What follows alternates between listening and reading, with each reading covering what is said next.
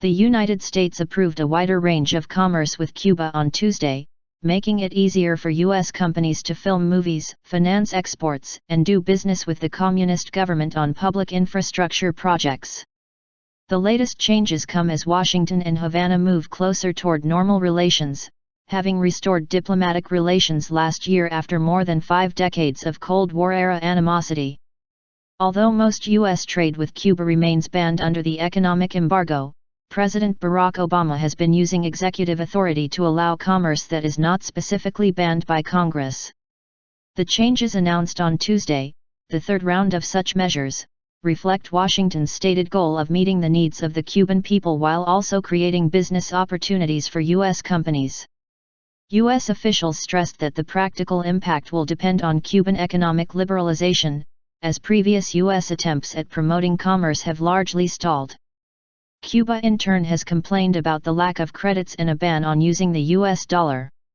U.S. banks may now finance authorized exports except for agricultural commodities and re-exports of non-U.S. goods. Previously such trade had to be paid for by cash in advance or financed through third-country banks. The new rules would also allow U.S. companies on a case-by-case basis to be involved in the construction of infrastructure deemed as directly beneficial to the Cuban people. A Treasury Department statement mentions water treatment and supplying energy as examples.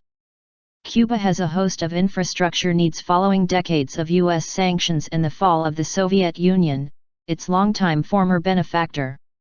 They are basically saying we are opening the door to allow for approval if you want to sell to a state-owned enterprise, said James Williams, president of Engage Cuba, a Washington-based group promoting trade with Cuba.